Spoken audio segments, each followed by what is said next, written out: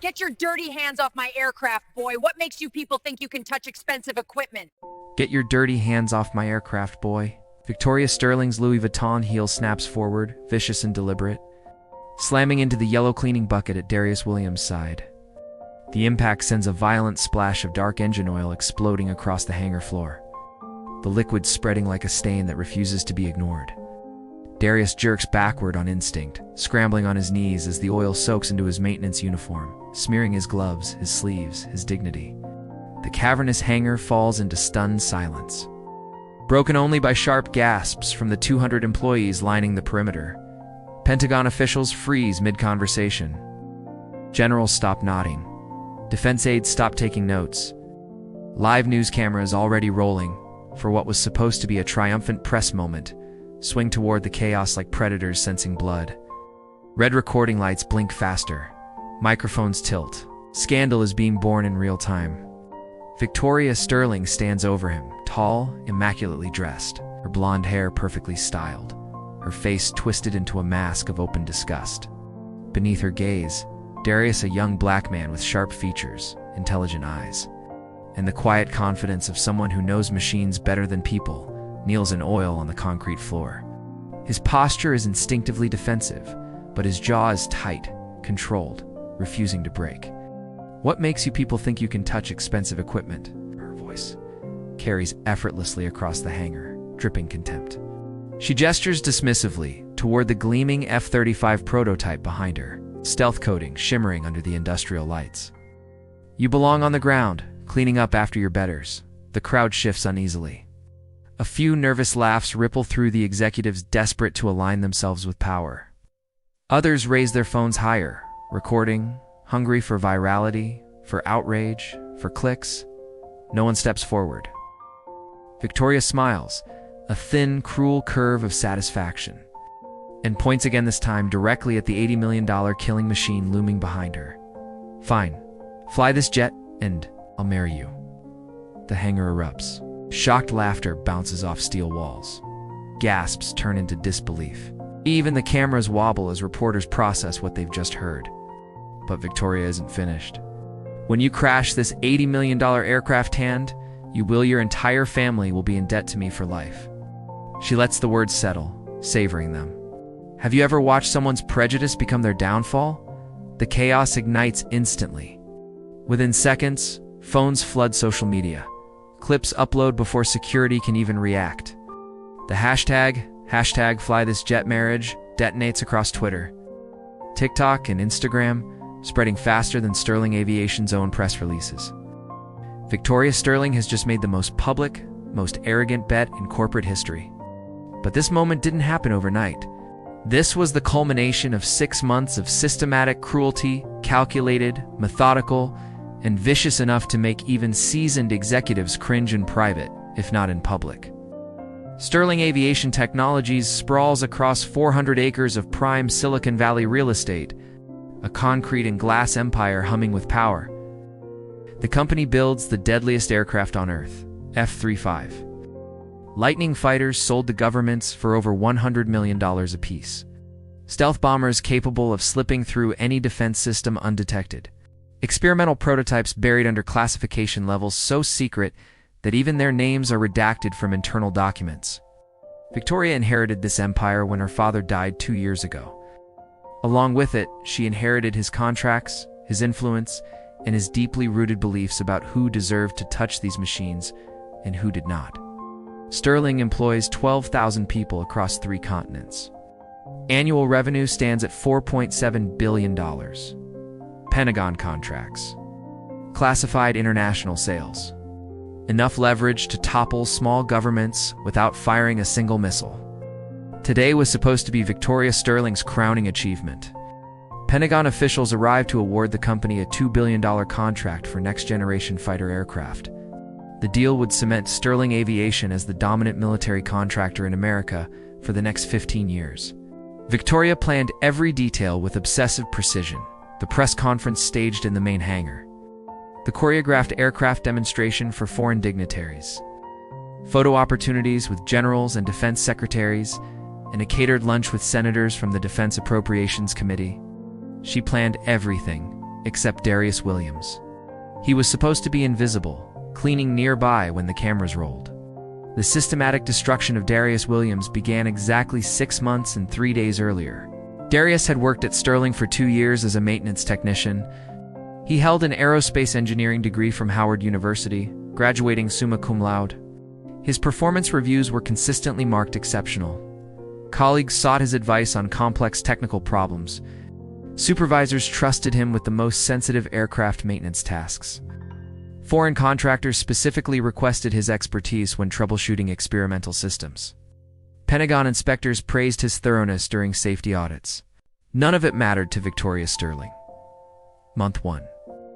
She summoned him to her corner office overlooking the airfield, where floor-to-ceiling windows displayed the company's fleet of test aircraft like trophies. Her desk alone cost more than most people's annual salaries. "Williams," she said, never looking up from her computer, "you're being reassigned effective immediately. You'll work as a custodial assistant." Darius stared at her, stunned.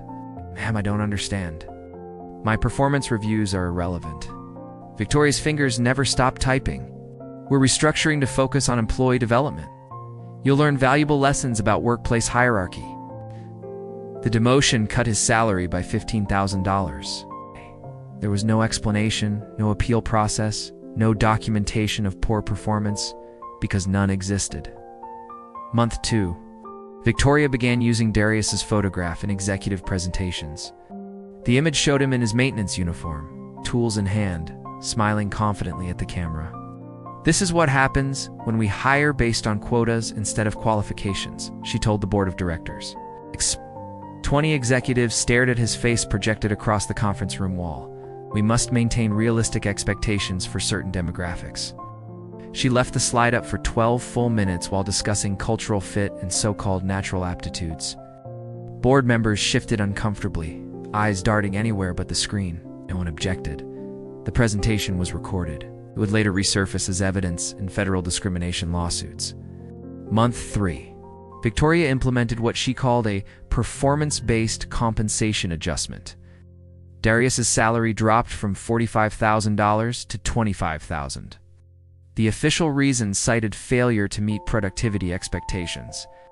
In reality, his productivity had increased by 20% since the demotion. He worked longer hours than any other custodial staff member. Supervisors quietly praised his attention to detail and unmatched technical knowledge. The salary cut plunged his family into crisis. His mother's cancer treatments cost $800 per week. Their health insurance lapsed when his previous job eliminated spousal coverage. The reduced income made continued treatment nearly impossible. Month 4. Victoria discovered his mother's condition through an employee assistance program inquiry. Instead of offering support, she saw leverage. She began scheduling Darius's cleaning duties during high-profile visits. Pentagon officials toured Sterling's facilities twice a month. Foreign dignitaries arrived quarterly. Defense contractors held meetings in conference rooms that Darius was suddenly ordered to clean. "Show our guests where you really belong," Victoria would announce loudly whenever important visitors appeared, pointing theatrically toward bathrooms, supply closets, and maintenance corridors that suddenly required immediate attention.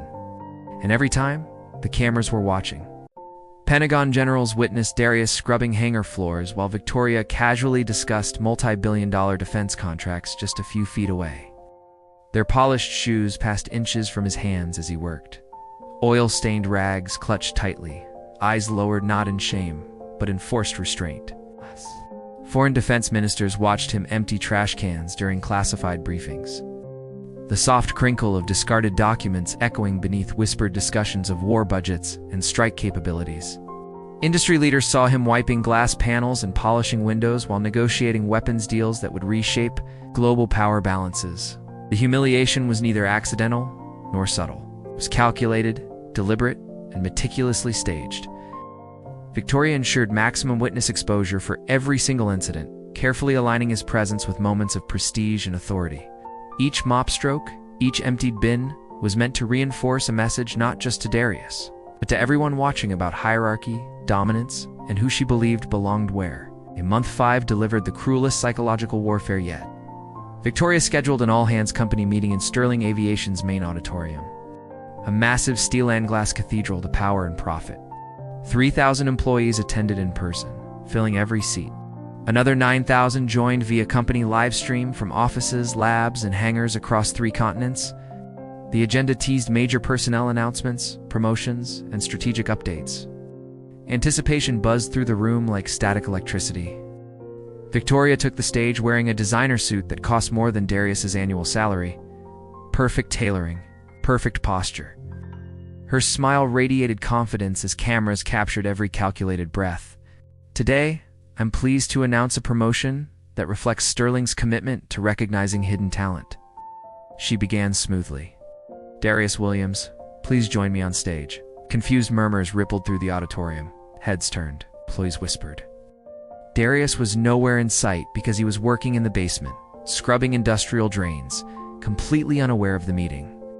Security guards were dispatched to retrieve him. Minutes later, they escorted him in through a side entrance. Still wearing his custodial uniform, gloves tucked into his belt, traces of grime still clinging to his sleeves, Darius has shown exceptional dedication to Sterling Aviation. Victoria continued as he approached the stage. His technical knowledge and attention to detail have impressed our entire leadership team. Applause began hesitantly, uncertain at first, then swelled as people followed the cues. Soon, it became thunderous. 3,000 employees rose to their feet, clapping, cheering, some even wiping tears. The livestream chat exploded with congratulatory messages and celebration emojis. Across town, Darius's mother watched from her hospital bed on a cracked smartphone screen. Tears streamed down her face as she saw her son standing beneath the lights, finally receiving recognition. She had worried endlessly about his sudden career changes, the demotion, the financial strain, but she never lost faith in his abilities. Victoria handed Darius a microphone.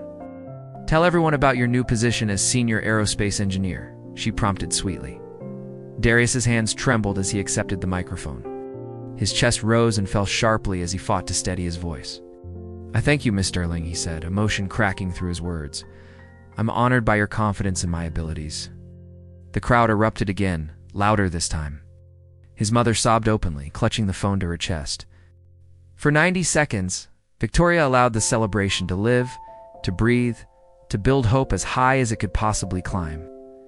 Then she raised her hand. Silence fell instantly. Is she kidding? Her laughter sliced through the room like broken glass. April Fools. That was hilarious. 3,000 faces froze in unison. Shock, confusion, disgust. The air felt sucked out of the auditorium. Victoria kept laughing, her voice bouncing cruelly off the walls. Did you really think we'd promote a janitor to senior engineer? That's the funniest joke I've heard all year. She waved him off with a flick of her wrist. Back to your mop, custodial boy. The bathrooms won't clean themselves. The livestream captured everything. Darius's humiliation in brutal clarity, his mother's face collapsing in real time as she disconnected the call. Victoria's laughter echoing endlessly through the massive space. The video went viral within hours, though not in the way Victoria intended. Month 6 brought the industry blacklist campaign.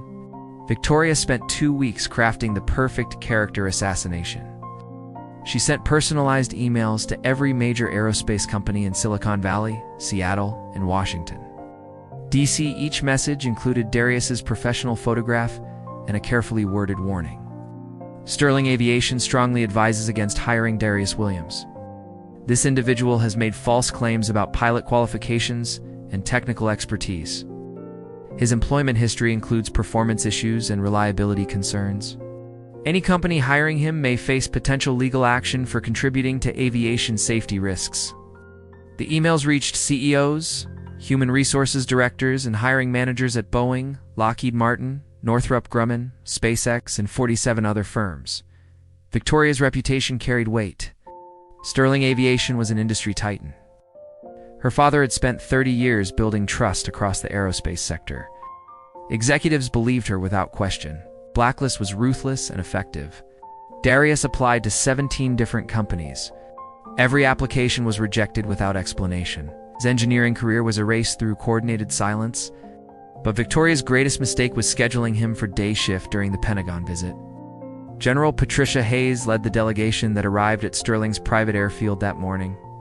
Behind her walked defense contractors, foreign military attaches, weapons inspectors from 12 nations, and senators from 3 appropriations committees. Together, they represented $7 billion in potential contracts. Success would secure Sterling's dominance for the next decade. Failure would cost Victoria everything: her company, her fortune, her reputation. The morning unfolded flawlessly. Presentations impressed Pentagon officials. Aircraft demonstrations exceeded expectations. The catered lunch with senators went perfectly. Victoria wore a $15,000 Armani suit, her confidence radiating as she explained Sterling's technological superiority over competitors. Everything was perfect until the cleaning incident. Darius was supposed to be invisible. Maintenance and custodial staff usually worked nights, out of sight during dignitary tours. But Victoria had deliberately scheduled him for day duty. She wanted witnesses. The kicked bucket was spontaneous. The racist language was instinctive. But the marriage challenge was born from 6 months of escalating sadism. The livestream viewer count surged past 800,000. News networks interrupted regular programming. CEOs across Silicon Valley canceled meetings to watch. Victoria basked in the global attention, never suspecting that her victim carried secrets worth more than her entire empire. Because there is something about Darius Williams that nobody suspects. Something that will turn Victoria Sterling's cruel joke into the most expensive mistake in corporate history. The man kneeling in oil and humiliation carries secrets worth $50 million in bounty money. Victoria mocks a janitor, unaware she has just challenged a ghost. Darius Williams is not his real name. His legal identity was erased 3 years ago by the United States government. The man cleaning aircraft parts once flew the most classified missions in American military history. Call sign, Ghost Alpha. The legend began far from military bases and classified hangars. In Detroit, during the slow death of the American automotive industry, Darius grew up watching his father lose everything when Ford shuttered its factories. One paycheck vanished, then another, until pride collapsed under foreclosure notices and silent dinners. By the time Darius was 12, he was fixing neighbors' cars just to keep groceries on the table. Rusted engines, stripped bolts, dead transmissions, he learned them all by touch, by sound, by instinct. By 16, Darius could diagnose problems that stumped professional mechanics twice his age. He didn't just fix machines, he understood them. His grandfather, Samuel Williams, noticed. Samuel was 92 years old and one of the last surviving Tuskegee Airmen, a man who had flown P-51 Mustangs over Nazi Germany when the U.S. military was still segregated. Side by side in a dim garage, grease on their hands, Samuel studied the boy carefully. "Oh boy, you got the touch," Samuel told him quietly. "But engines on the ground ain't nothing compared to engines in the sky." Samuel's war stories filled Darius's imagination. Combat missions over Europe, dogfights at 20,000 feet, escort missions where Tuskegee pilots saved bomber crews who never wanted them there in the first place. "The military didn't want us flying," Samuel explained. "Said black folks couldn't handle sophisticated aircraft. We proved them wrong by being better than everyone else." The truth became Darius's personal doctrine. A true pilot doesn't fly for glory. He flies to lift up those who were told they'd never soar. Darius enlisted the day after graduating high school. His aptitude scores were flawless. Flight instructors called him a natural within his first week, watching him anticipate aircraft behavior before instruments reacted. He graduated from the Air Force Academy with highest honors at 21. At 23, he was selected for the military's most elite program, Experimental Test Pilot Operations. The program doesn't officially exist. There are no public records, no acknowledgments, no medals. Ghost pilots fly aircraft that won't appear in budgets for another decade.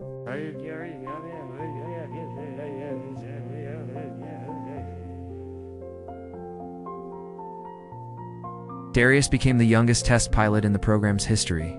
His call sign reflected his uncanny ability to push experimental aircraft far beyond design limits without crashing.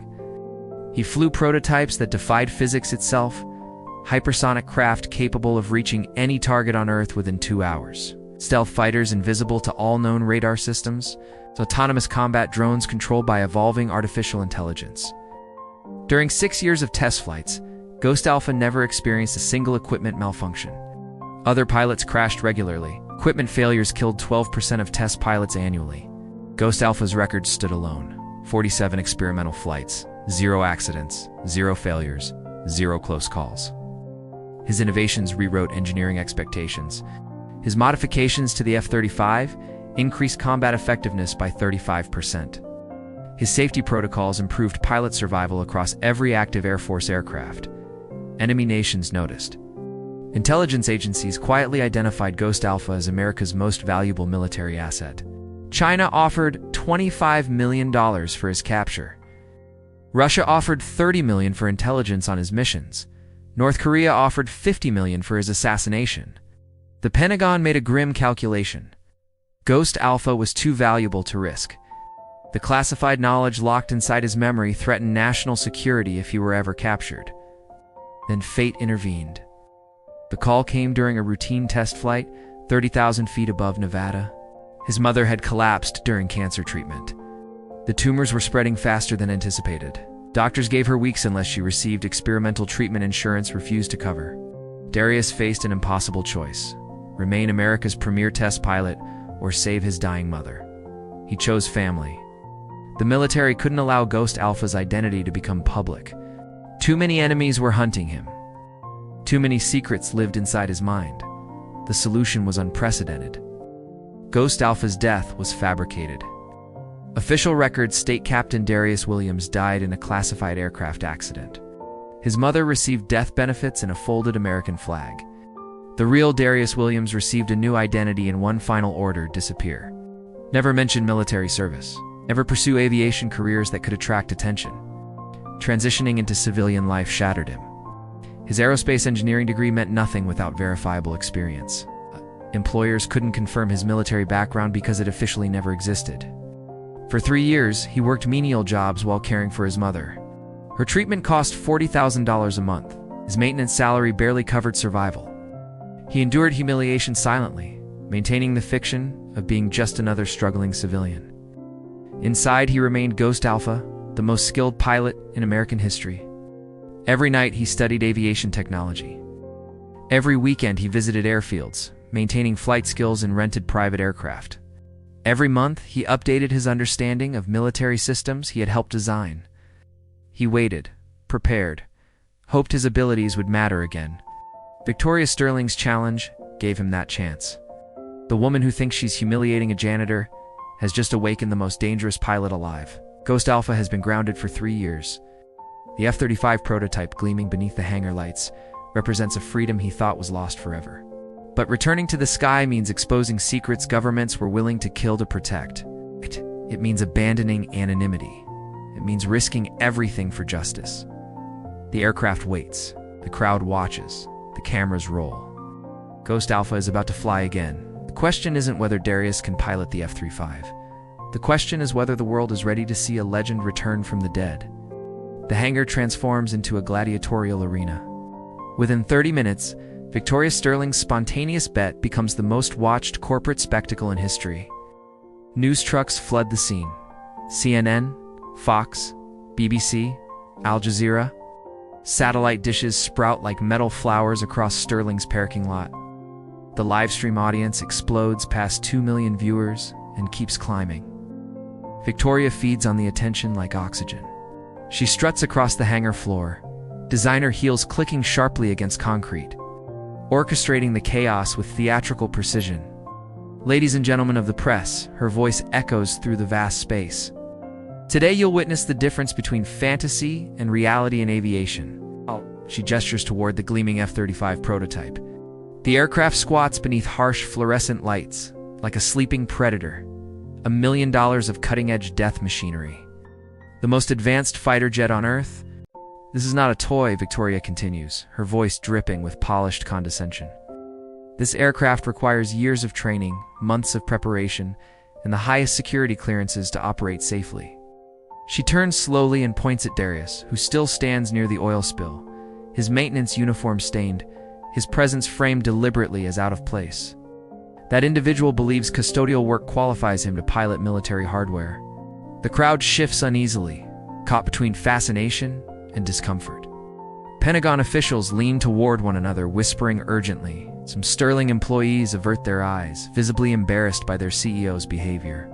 Others lift their phones higher, recording every second, sensing viral gold forming in real time. This isn't just entertainment anymore, it's a spectacle with consequences. Victoria's legal team materializes almost instantly. 3 attorneys in $1,000 suits open briefcases stuffed with contracts, non-disclosure agreements, liability waivers, and insurance riders. They spread documents across a makeshift table positioned beneath the wing of the aircraft.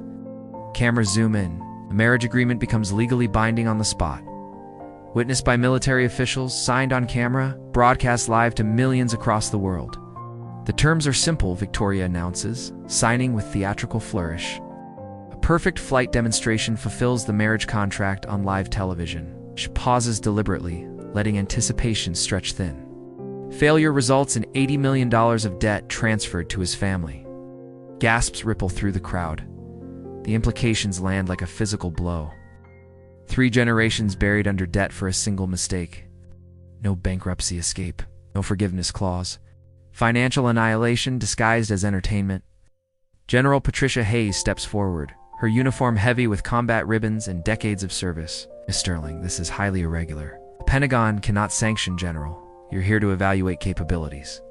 Victoria interrupts smoothly, her tone sharp but polite. What better demonstration than showing the skill gap between trained pilots and maintenance staff? Her confidence radiates through every gesture. She's orchestrated corporate humiliations before quiet ones, controlled ones, but never on this scale. Never with global cameras, never with lives and legacies on the line. The betting begins immediately. Sterling employees create gambling pools on company smartphones. 97% bet against Darius. The comments scroll fast, cruel mockery, thinly veiled prejudice, outright racism barely moderated. Social media detonates. Hashtag #FlyThisJetMarriage trends globally within minutes. Memes flood Twitter faster than moderators can respond. Aviation blogs pick it up, then mainstream news. Within an hour, it's everywhere. Victoria grants impromptu interviews, positioning herself as an educator about aviation safety. Real pilots train for years, she tells CNN's cameras. They understand the immense responsibility of handling advanced military equipment. This individual wants to skip that training because he thinks maintenance experience qualifies him to fly. The lies flow effortlessly. Victoria has convinced herself she's performing a public service, educating the masses about standards, hierarchy, and who deserves what role. Meanwhile, Darius stands alone near the aircraft. He runs his hands along the F-35's hull with slow, practiced movements. His touch is precise, almost reverent.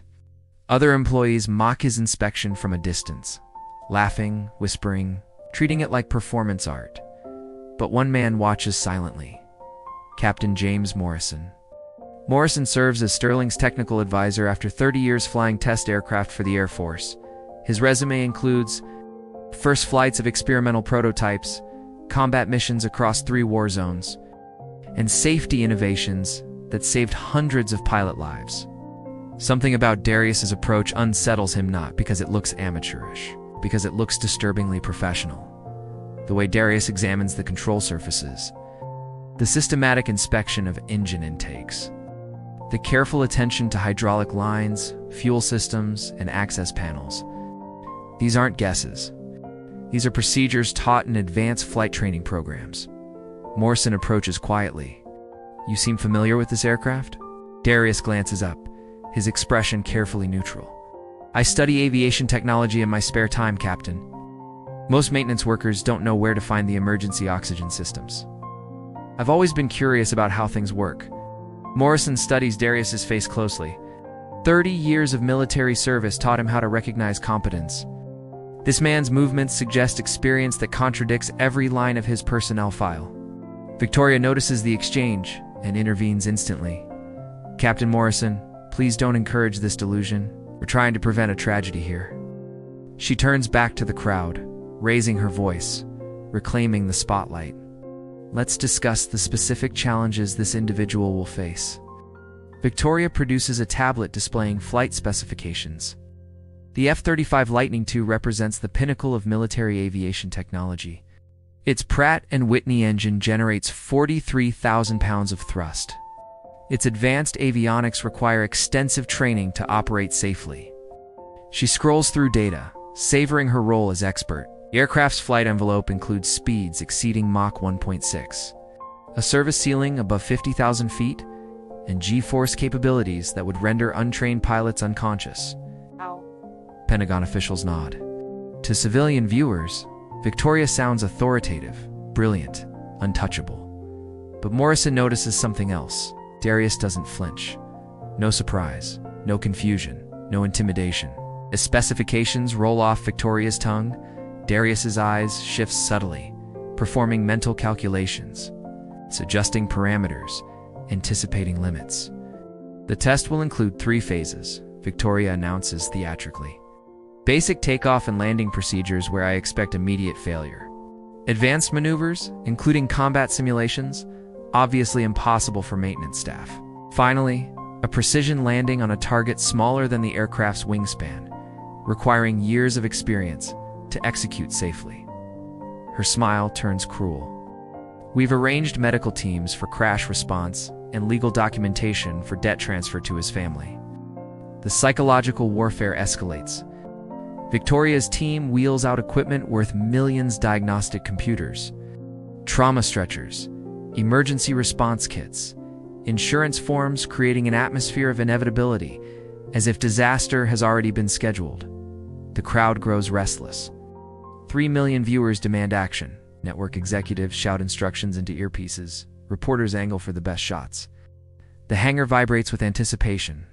And at the center of it all, Darius Williams stands quietly beside the aircraft and moved. Unbroken while the world waits for him to fail. Victoria offers one final humiliation, savoring the moment like a curtain call. I'll provide him with proper flight equipment, she announces magnanimously. I can't say we didn't give him every advantage. An assistant wheels forward a cart. Draped over it is a flight suit deliberately chosen 2 sizes too small. The fabric stretched tight in places where it shouldn't be, and a helmet conspicuously lacking proper radio and data link equipment. The crowd laughs at her mock generosity. Phones tilt for better angles. Her commentators on live streams crack jokes about cosplay and costumes. Captain Morrison's unease reaches a breaking point. Miss Sterling, if you're serious about this demonstration, provide proper equipment. Safety should be paramount. Captain, we're not actually expecting him to complete any challenging maneuvers, Victoria replies dismissively. This will end during taxi procedures, when he realizes he's out of his depth. She turns to Darius with exaggerated sympathy. Last chance to withdraw gracefully. Admit you're not qualified, and I'll let you keep your custodial position. The hangar goes silent. 3 million people watch across live streams. Pentagon officials wait, hoping reason will intervene. Sterling employees hold their breath, sensing history pivoting on a single response. Darius straightens to his full height. Oil stains and months of humiliation cannot diminish the quiet authority in his posture. His shoulders square, his gaze steadies. Ma'am, I accept all terms of your challenge, he says clearly. When I complete this demonstration successfully, you will honor the marriage contract as witnessed by these officials. His voice carries no doubt, no fear, no hesitation. Prepare your aircraft, Miss Sterling. Let's show these people what a real pilot looks like. The greatest aviation upset in history is about to begin. The transformation starts the moment Darius approaches the aircraft. The slouched posture of a maintenance worker vanishes. His movements become deliberate, economical, efficient.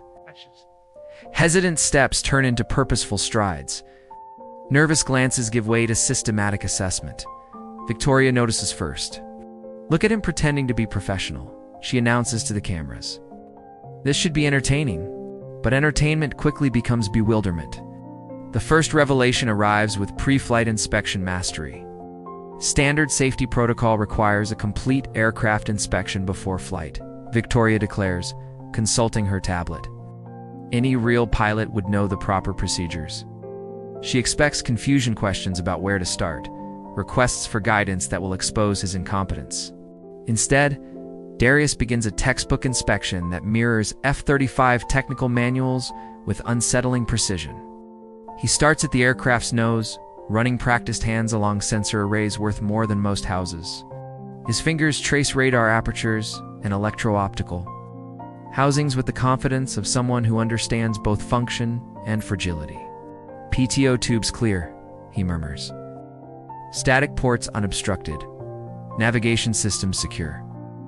The crowd murmurs as realization spreads. These aren't lucky guesses. These are specific technical checkpoints that require formal training to identify. Darius moves to the landing gear, examining hydraulic connections with professional thoroughness. He studies tire sidewalls, not by touch, but by deformation pattern, an advanced diagnostic technique taught only in specialized maintenance programs. Left main gear hydraulic pressure appears low, he announces calmly. Approximately 12 psi, below optimal operating range. Victoria's maintenance supervisor rushes to verify the reading. His diagnostic tablet confirms the assessment within Desai. Lucky guess, Victoria mutters, though her confidence flickers. Darius continues around the aircraft, identifying issues ground crews missed earlier. Wing flap actuators require lubrication. Fuel cap seals show where patterns indicating potential microleaks. Engine intake screens contain debris capable of turbine blade damage. Each observation proves correct when verified. General Hayes watches closely. That's impressive technical knowledge for maintenance staff. He memorized a manual, Victoria snaps. Anyone can repeat procedures.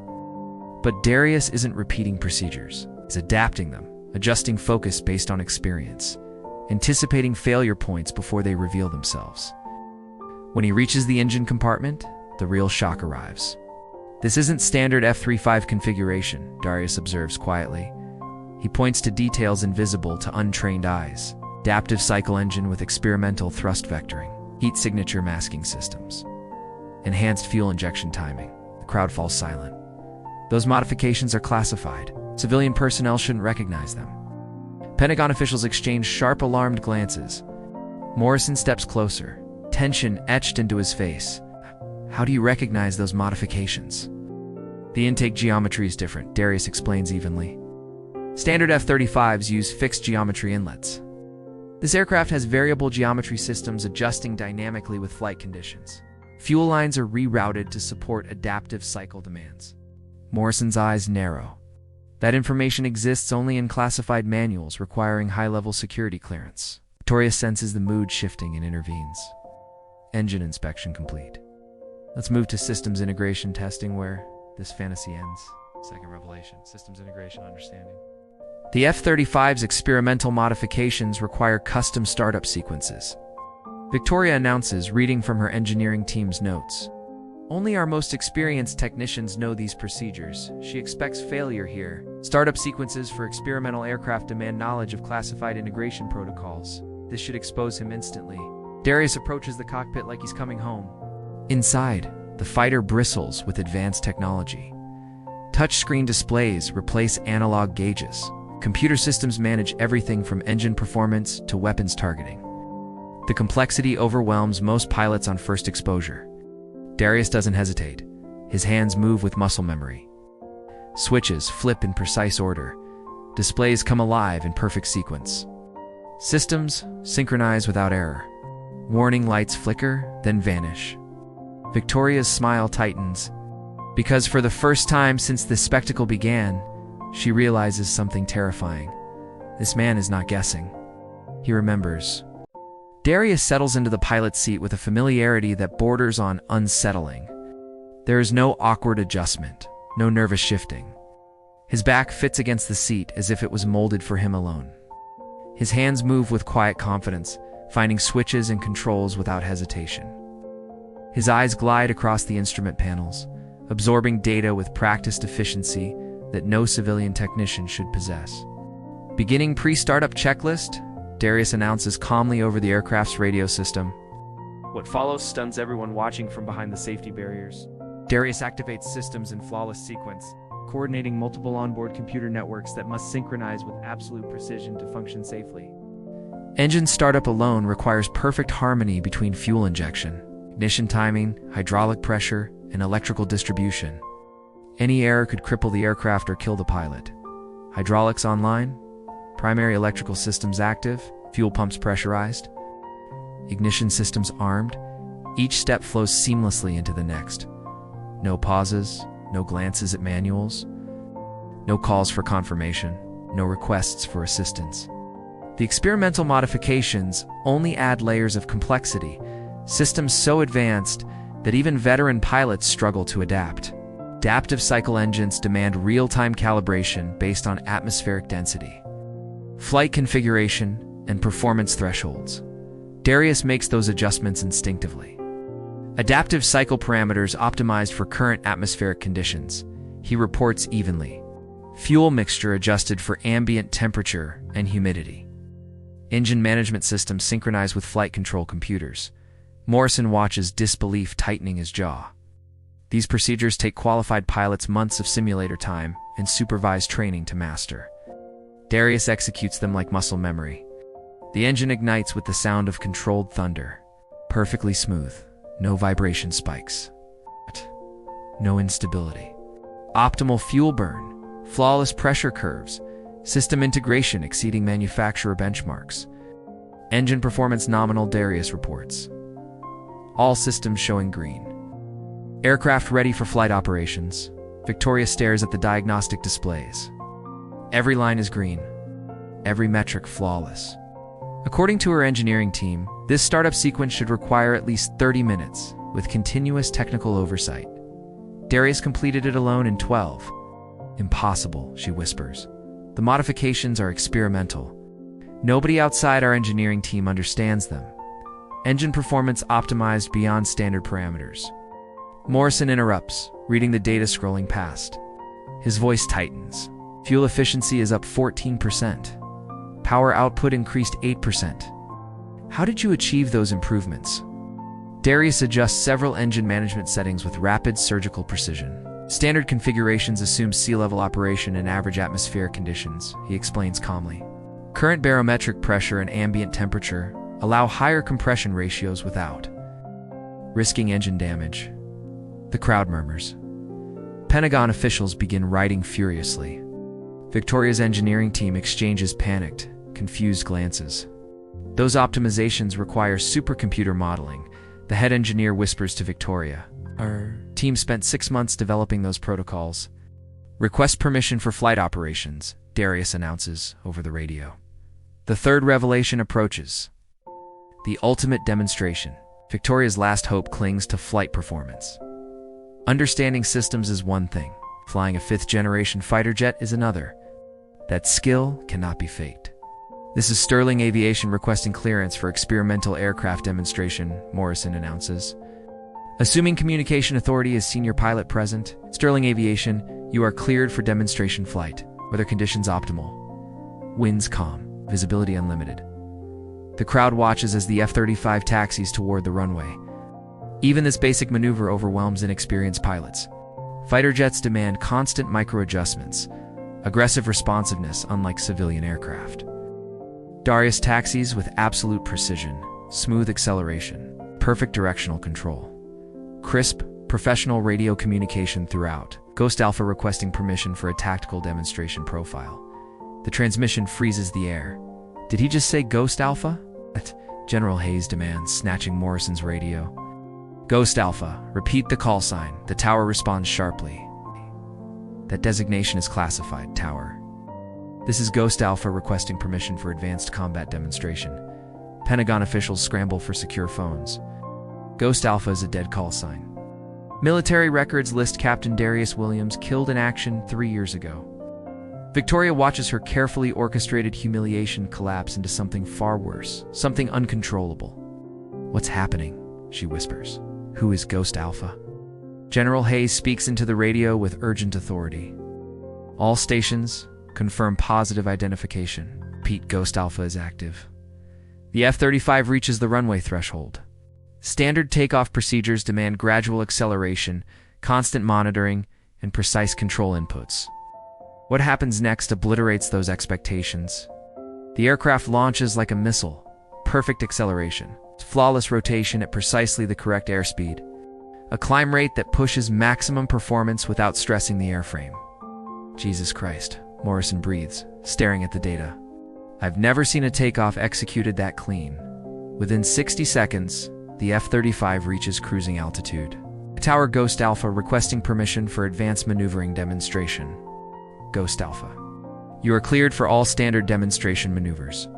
What follows transforms earlier laughter into stunned silence. The F-35 rolls with mathematical precision. Inverted flight holds altitude perfectly. High G turns push the aircraft to its design limits without crossing safety thresholds.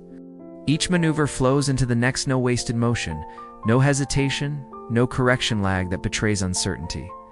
Airspeed management is perfect, Morrison reports quietly, watching telemetry scroll past. Absolutely perfect. And for the first time since this spectacle began, no one is laughing anymore. G-force loading within optimal ranges, engine performance exceeding all projections. The telemetry data scrolls relentlessly across multiple screens as the crowd watches through binoculars and telephoto lenses, barely breathing. High above the runway, the aircraft performs maneuvers that challenge even the most experienced military pilots. Combat simulations unfold in real-time evasive patterns. Response vectors, precision formation flying with imaginary wingman, positioned perfectly in invisible space. Victoria stares at the performance displays, her fingers trembling against the console. Fuel efficiency, 20% above normal. Engine stress levels, well below danger thresholds. Flight envelope utilization, maximized without compromise. The numbers defy physics. They mock her understanding of aviation. This isn't possible, she whispers again and again like a prayer that might undo reality. Maintenance workers don't fly like that, but the data does not care what she believes. The final test arrives, precision landing. Victoria herself had designated the target a deliberate cruelty disguised as a challenge. A landing zone smaller than the aircraft's wingspan, marked by stark white lines on the runway. A margin so unforgiving that even seasoned combat pilots hesitate before attempting it. The F-35 turns onto final approach. Textbook perfection. Glide slope exact, airspeed flawless. Micro-corrections so subtle they're nearly invisible. The flare timing alone speaks of thousands of flight hours, instinct refined by danger, not theory. The aircraft touches down dead center in the target zone. Perfect three-point landing. Immediate speed reduction follows, executed with disciplined braking technique that preserves both airframe and tires. The jet rolls out smoothly, as if gravity itself cooperates. For half a second, there is silence. Then the crowd erupts. Thunderous applause tears through the air, raw and uncontrollable. People shout, cheer, curse in disbelief. Darius taxis back toward the hangar with the same professional precision that marked every second of his flight. Engine shutdown follows flawless procedure. Post-flight systems checks complete without a single anomaly. When the canopy opens, Ghost Alpha emerges. Not the apologetic janitor who wiped oil stains an hour earlier. Not the quiet man who endured smirks and slurs. The figure climbing from the cockpit moves with the confidence of someone who belongs there, someone who always has. Victoria Sterling stares at the impossible. Her cruel joke has awakened something that was never meant to surface. Who are you? She whispers. She doesn't yet know that the answer will destroy everything she thought she understood about power, prejudice, and the cost of underestimating the wrong man. General Patricia Hayes' secure satellite phone erupts with urgent alerts as Darius removes his helmet. Pentagon brass, CIA operatives, National Security Council members, all demanding immediate clarification. Confirm identity verification. Hayes orders sharply into her encrypted device. Run biometric analysis on all available footage, cross-reference with classified personnel files. The response arrives in 90 seconds. Hayes' expression shifts from confusion to shock to something dangerously close to awe. "Ma'am, we have positive confirmation," a voice reports through secured channels. Facial recognition, voice pattern analysis, and flight performance characteristics all match Captain Darius Williams. "Call sign, Ghost Alpha? That's impossible," Hayes replies tightly. "Ghost Alpha died 3 years ago. I attended his memorial. Negative General." Ghost Alpha's death was fabricated for operational security. Subject remains an active deep cover asset. Civilian identity maintained under national security protocols. The truth lands like a physical blow. The greatest test pilot in American military history has been working as a janitor for 2 years. The man with a $50 million bounty on his head from hostile nations has been cleaning toilets while absorbing racist humiliation in silence. Hayes approaches the aircraft as Darius steps fully onto the tarmac. 3 million viewers watch live as she snaps into a crisp military salute. "Captain Williams," she says clearly, her voice carrying through the suddenly silent hangar. "The United States Air Force is honored by your service." The crowd freezes. Captain Williams, military service. Everything they thought they knew collapses. Darius returns the salute with practiced precision. "General Hayes, permission to speak freely." "Granted. My cover has been compromised. I request immediate contact with Command Authority for operational status." Clarification. Victoria watches the exchange like a fever dream. Military protocol between her janitor and a Pentagon general does not fit anywhere in her reality. "What is happening?" she demands, voice cracking. "This man works for me. He cleans bathrooms." General Hayes turns toward her slowly, her expression capable of melting steel. "Ma'am, you have been systematically humiliating one of America's most decorated military officers." The words detonate through the crowd. Decorated military officer. Hayes continues, authority sharpening with every syllable. "Captain Darius Williams, call sign Ghost Alpha, holds the record for the most successful experimental flight tests in Air Force history. His innovations have saved hundreds of pilot lives. Enemy nations have placed bounties exceeding $50 million on his capture." Gasps ripple outward. 50 million. This is the man they laughed at, mocked, ignored. Ghost Alpha's contributions are classified at the highest levels, Hayes adds. His technical knowledge surpasses most aerospace engineers. His flight skills represent the absolute pinnacle of American pilot training. Victoria's legs give out. She stumbles backward, barely catching herself against a maintenance cart as her carefully constructed world disintegrates. "No," she whispers. "This is impossible. He's just a maintenance worker, ma'am," Hayes replies with icy precision. "He just challenged the most elite pilot in American military history to prove his abilities on live." Television in front of 3 million witnesses. The live stream explodes. Shock. Outrage. Hashtag Ghost Alpha trends globally within minutes. News networks interrupt programming. Analysts scramble. Influencers struggle to explain what the world has just witnessed. Morrison approaches Darius at last. No trace of doubt left in his eyes, only professional respect. "Captain, your flight demonstration was extraordinary. Performance parameters exceeded all expectations." Captain Morrison's voice carries genuine respect now, stripped of every trace of doubt. "Thank you, Captain Morrison," Darius replies calmly. "The aircraft handled beautifully. Your maintenance team should be commended. They speak like peers to professionals discussing performance metrics while an empire collapses in real time." Victoria Sterling stands frozen, watching the exchange as if trapped behind glass. Around her phones light up with frantic alerts. Sterling aviation stock plunges, red arrows cascading across trading screens as investors begin to understand the implications. Classified aircraft exposure, live broadcast discrimination, Pentagon witnesses, global outrage, the marriage contract, someone shouts from the crowd. She has to honor the marriage contract. The words spread like wildfire. Sterling's legal team scrambles, flipping through documents with shaking hands. The bet is airtight, legally binding, witnessed by Pentagon officials, notarized and broadcast live to millions worldwide. No escape clauses, no ambiguity. Victoria's voice cracks, stripped of authority. "I can't. This was supposed to be a joke." Darius steps toward her, oil stains still visible on his sleeves. His presence calm, controlled, unshakable. He does not loom, he does not threaten.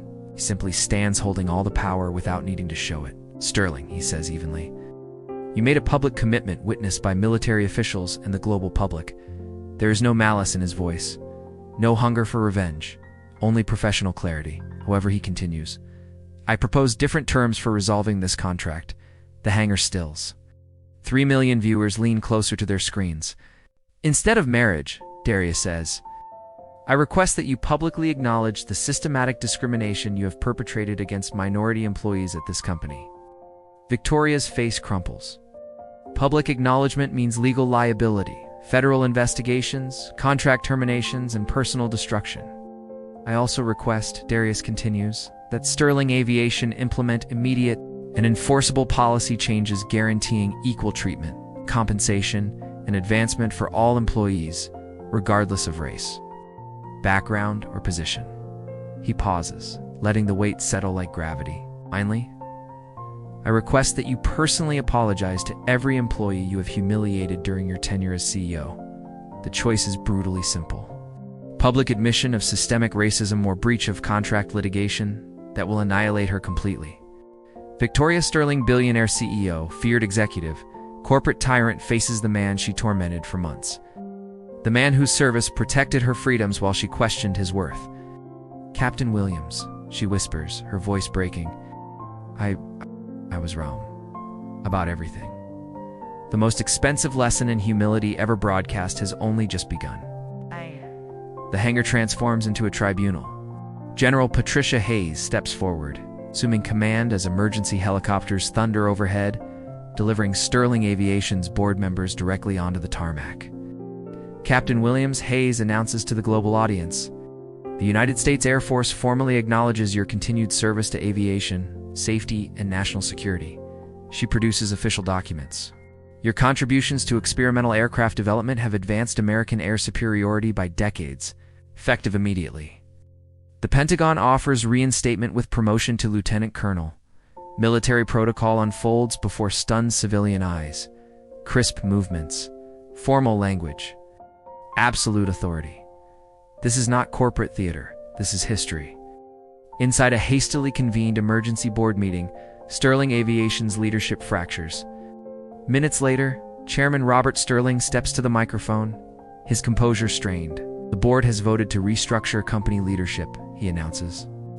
Effective immediately, Victoria Sterling is suspended pending investigation into discriminatory practices. Victoria watches her empire disintegrate in real time. "Captain Williams," the chairman continues, "the board offers you immediate appointment as chief test pilot. With annual compensation of $400,000 plus equity, from janitor to executive in a single afternoon, yet the marriage contract still hangs in the air." Darius approaches the microphone once more, his dignity unmistakable. "Miss Sterling," he says, "you publicly promised marriage if I demonstrated flight competency." Her lawyers search frantically for loopholes that do not exist. However, Darius continues, his voice steady with moral authority. "True partnership requires mutual respect. That is not won through humiliation." He turns to the global audience. "I release Ms. Sterling from any marriage obligation. Justice is not served through forced relationships, but through accountability, reform, and change." The crowd erupts. Social media detonates with praise for his restraint, his grace, his refusal to become what he endured. "I accept Sterling Aviation's employment offer," Darius concludes, "contingent upon comprehensive diversity policies with independent oversight. Every employee deserves respect regardless of background." Victoria collapses into a chair, overwhelmed by consequences she never imagined. Within hours, Darius's mother receives confirmation of full medical coverage, restored through military benefits. His cancer-stricken family gains immediate access to the best treatment available. Sterling Aviation begins the most aggressive corporate transformation in Silicon Valley history. 47 minority employees receive immediate promotions aligned with their qualifications. Compensation disparities are corrected overnight. Entire management layers are dismantled. Meanwhile, the Pentagon launches a separate investigation into Victoria. Security breaches involving classified aircraft and inquiry that will result in criminal charges. Darius Williams, call sign, Ghost Alpha. A man declared dead returns to claim his rightful place in the sky. The most expensive bet in corporate history is settled, and now comes the reckoning. Within 6 hours of the live stream ending, Sterling Aviation stock collapses 38%. Investors flee as discrimination lawsuits, federal probes, and Pentagon contract reviews trigger panic selling.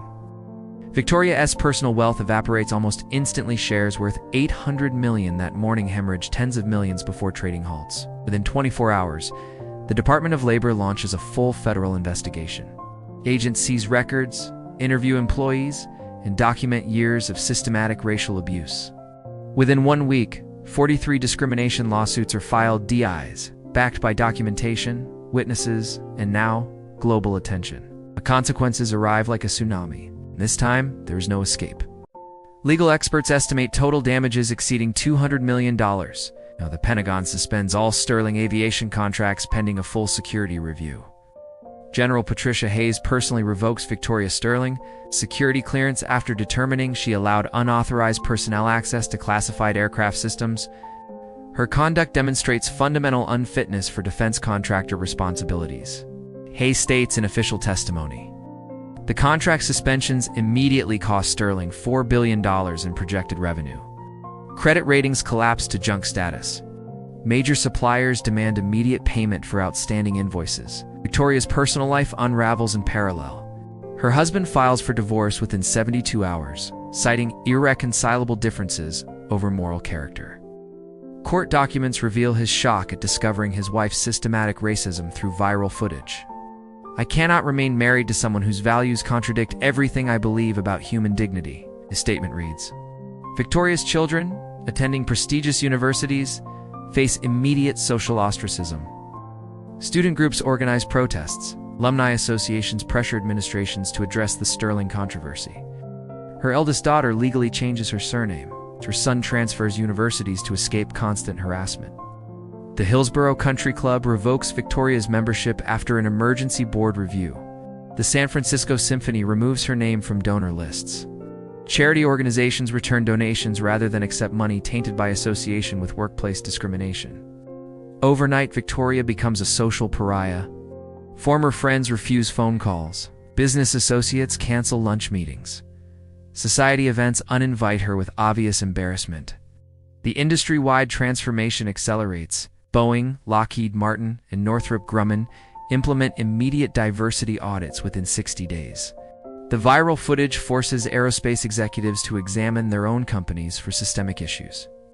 47 previously overlooked minority engineers receive promotions across the industry within 6 months. The hashtag Goal Alpha movement sparks widespread reform in hiring, promotion, and anti-harassment protocols. Military recruitment benefits too. The Air Force reports a 40% increase in applications from underrepresented communities within 90 days of Darius's revelation. Aviation schools partner with historically black colleges to identify previously excluded talent. NASA launches scholarship programs targeting minority candidates for aerospace careers. Victoria's criminal exposure intensifies as investigations expand.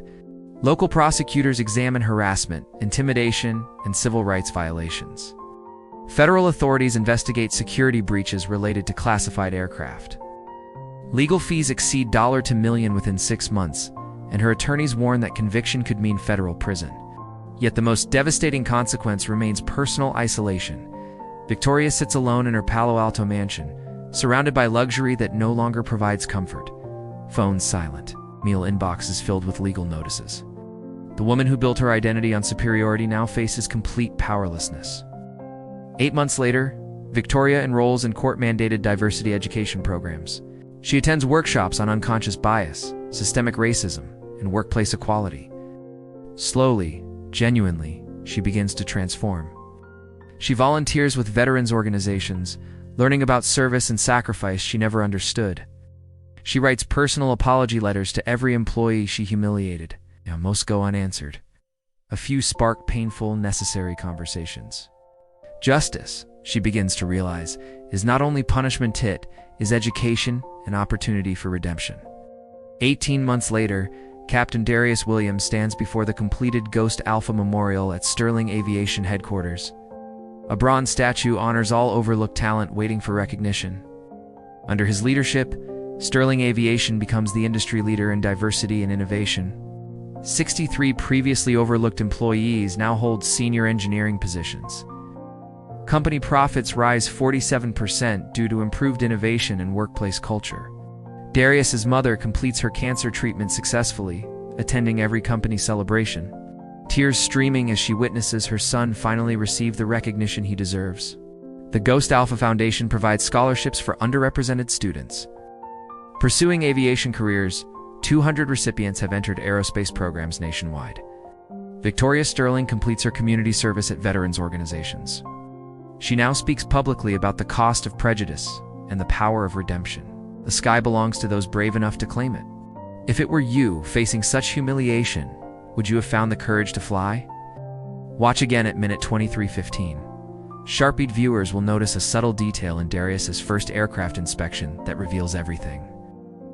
Subscribe to Fate Tales for more tales of hidden heroes who changed the world when given the chance.